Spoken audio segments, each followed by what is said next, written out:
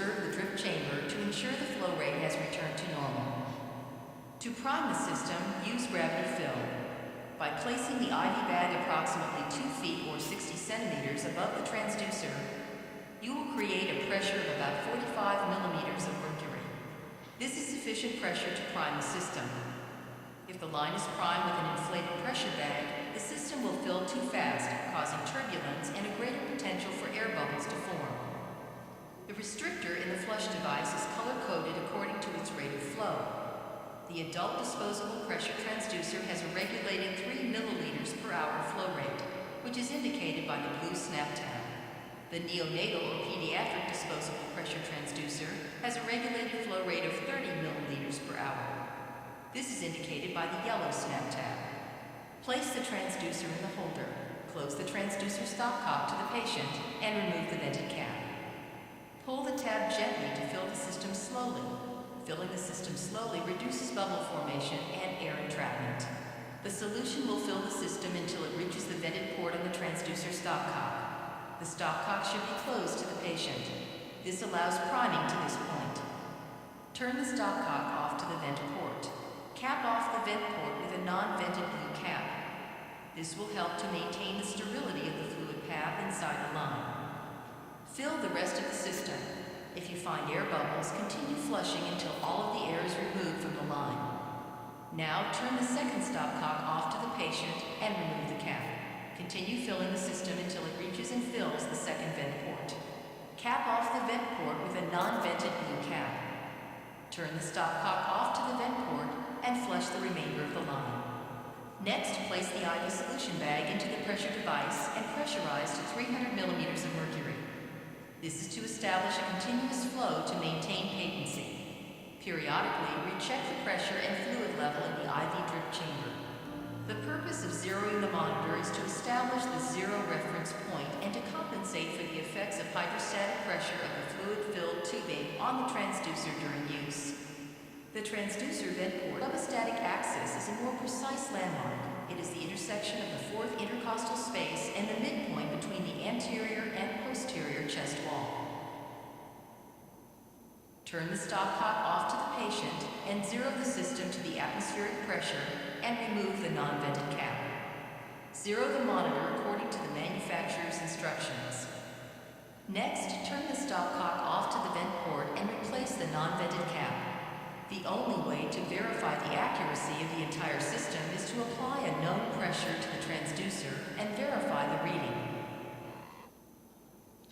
Okay, let's move forward. That shows you how to set it up. What you need to know is once your transducer is well primed, leveling is extremely important. Okay, so you keep your transducer fixed at a point and the transducer should be at the plevostatic axis. Now, the present understanding is plevostatic axis is in the at the position of the right atrium, and it's in the mid-axillary line of the fourth intercostal space, about 5 centimeters from the sternal angle.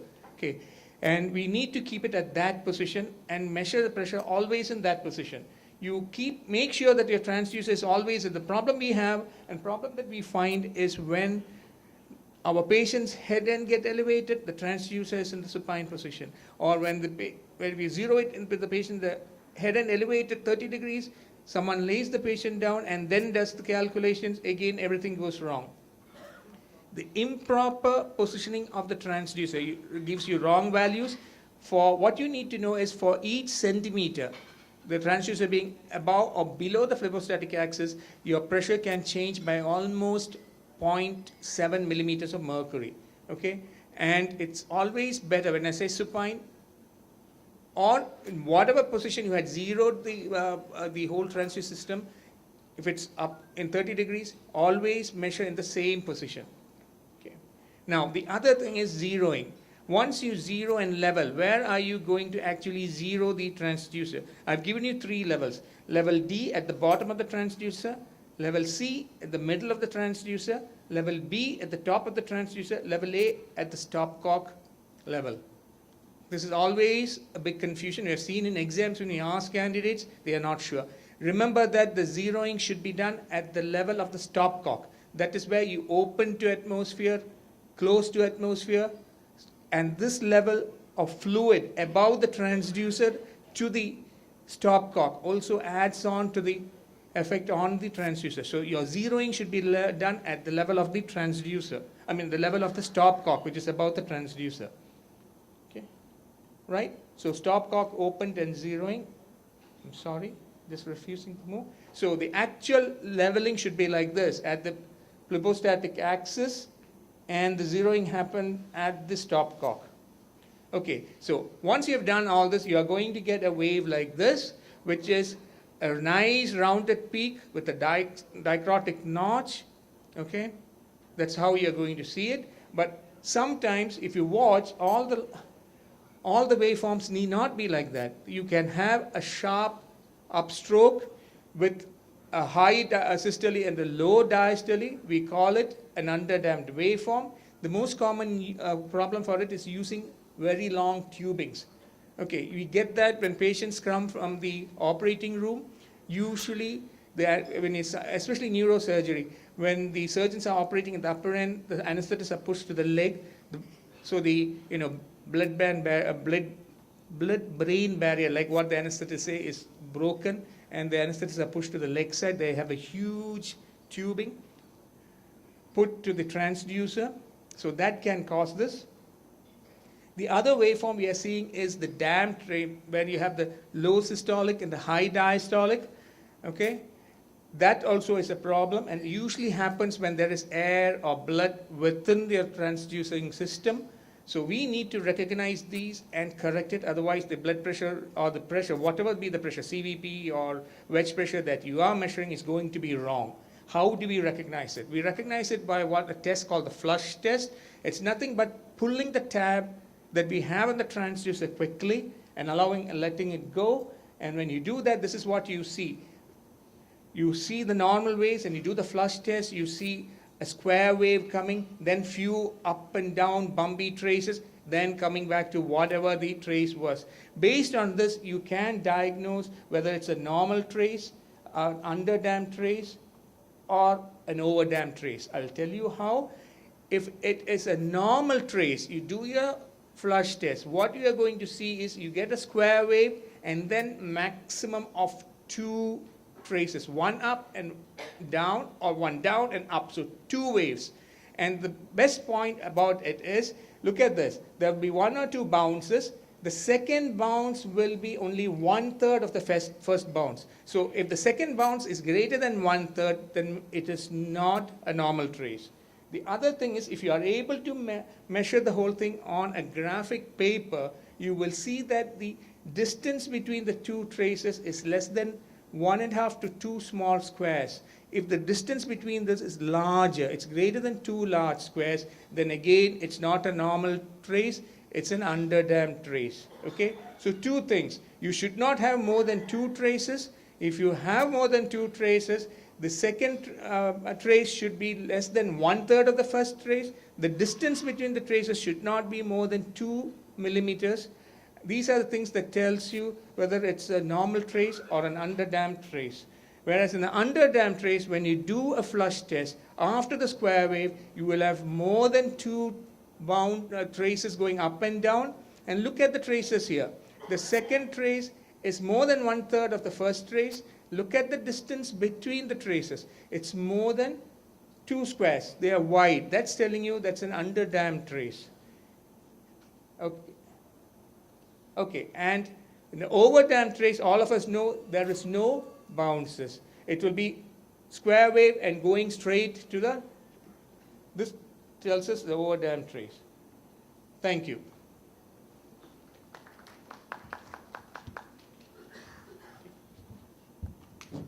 Thank you so much, Dr. Babu Abraham. Is there any questions for this? We'll have the 5 minutes for that.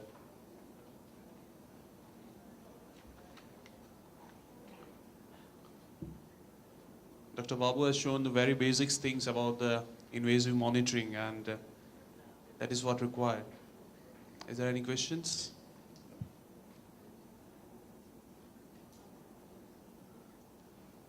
Should we move to the next? Thank you so much, Dr. Babu. So I'd like to introduce.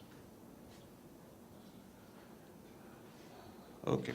So we'll move to the next topic, that is a static versus dynamic invasive arterial pressure monitoring and clinical implications. We'll have Dr. Kushrao Bajan. Can you please, sir? We don't have this introductions. Good morning, friends. Thanks for having me over in Ahmedabad. It's my country, my city, so I'm very happy here. I'm sorry if there are some glitches because I'm trying to use another computer, and now we will see. Babu has shown us how an arterial pressure monitoring can be done, and I'm going to actually try and see what else we can do and how we can use it optimally to try and monitor a patient in great detail. Next. Before I start, I would like to quote Einstein, who said that now not everything that counts can be counted, and not everything that can be counted counts. And we make a lot of assumptions. That was a very profound statement. And we make a lot of assumptions when we do hemodynamic monitoring. The assumptions are that a changing trend in the readings correlate with a change in the patient's physiological status. That's one. Second, that we measure a pressure waveform somewhere in a part of the body, and we presume that that pressure is equal to everything else, pressure everywhere else in the body. Like, for example, if we measure a CVP, we think it is equal to RAP, which is equal to the right ventricular end diastolic pressure, and therefore we say that the preload of the patient is so and so forth. We also presume a regional assessment to be a global assessment, and invariably we can't have better things, but we measure pressure, and we presume that the pressure is equal to volume is equal to perfusion. And therefore, because of so much of confusion and assumptions, we have hemodynamic monitoring divided into basic and advanced, non-invasive, minimally invasive, static and dynamic. And you can see a huge list here, and you almost can't see a patient when you have so many hemodynamic monitoring techniques. Why so many? Because it is so difficult to try to actually find out what is the fluid status of the patient, whether the patient is a fluid responder or a non-responder, also to avoid complications, assess perfusion to the organs, which is our prime goal, and determining endpoints, whether I have resuscitated somebody adequately or not. And the risks of excessive fluid challenge would be like this cartoon, where we may have increased bleeding in trauma shock, increased cerebral edema, pulmonary edema, abnormal gas exchange, and many others. And on the other hand, because of dehydration, we could have cell death, multi-organ failure, acidosis, and hypoxia. And this is a nice chart where you can see that if it is too high, you can cause these problems. If your fluid status is too low, you can cause these problems, and we need to optimize our fluids. And shock is nothing but a supply and demand. And it basically leads to anaerobic metabolism if the tissues are not oxygenated well. A point to note here is, what is the ischemic sensitivity? If the heart, brain, and lungs will die if there's no perfusion within 4 to 6 minutes, whereas bones and skin take 4 to 6 hours, and kidney, liver, and GI take about 1 to 1.5 hours.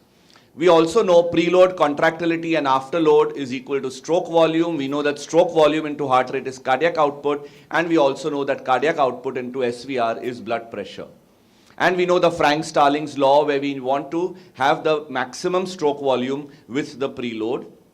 And we also know that when we load a patient, we do not actually have fluid responsiveness equal to fluid loading. As you can see in the graph, in the earlier part of the Frank-Starlings, if you increase the preload, you would increase the cardiac output, and that is fluid responsiveness. In the latter flat part, it would be not responding. And therefore, if we need to find out the endpoints of fluid resuscitation and hemodynamics, it is like tossing a coin, and you could be 50% of the times right and 50% of the times wrong. And therefore, we need more invasive monitoring techniques and dynamic techniques. That is the part of my talk today. We also have endpoints of hemodynamics and resuscitation as clinical and traditional, and we know that we would monitor the heart rate, the blood pressure, the urine output, the CNS status, the improvement in the skin turgor, correction of acidosis, lactates, etc. And these are the ones which we anyways go by, and these are important.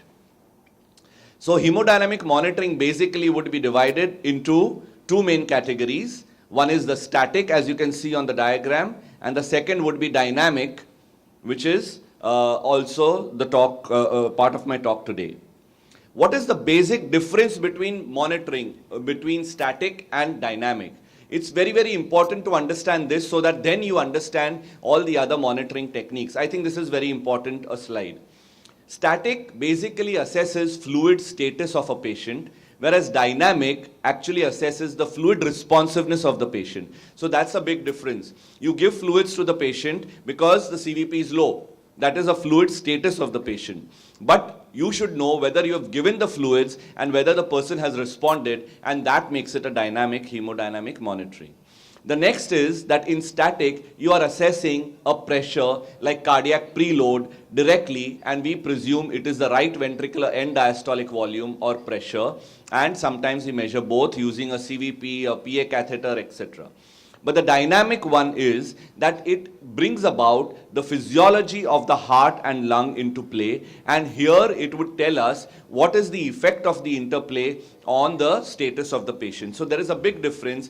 Dynamic basically is fluid responsiveness, and it also uses physiology of the heart and lung interactions. Next. So what do we have in static monitoring and what do we have in dynamic monitoring? In static, we have CVP, PA catheter, and the PICO. And in dynamic, we have stroke volume variation, which again can be monitored by various ways, again with the PICO, LIDCO, flow track, 2D echo, which is the in thing now. I don't have time, so I'm just going to touch upon all, and we are going to go back, please. Sorry. Go back. Yeah. And we are going to just touch upon it, and in the course of the day, as Rajesh has already planned out the entire program, all of it or most of it would be covered. So 2D echo is another important part where we can actually see the IVC diameter, the collapsibility, and know the fluid responsiveness. We can then do a passive leg raising test also, and we can do plethysmographic variation index. So there have been static and dynamic parameters, and we can do them invasively and non-invasively. Whenever we usually do it invasively, we need an arterial line and otherwise. Next. So what are the static parameters? We'll just touch upon it. CVP has already been covered, but we need to know that we need the phlebostatic axis, and if we are measuring the CVP, we presume it is equal to the preload.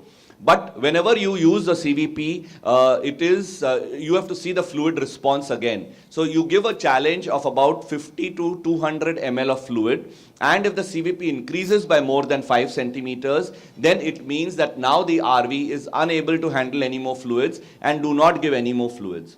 If it changes between 3 to 5 centimeters,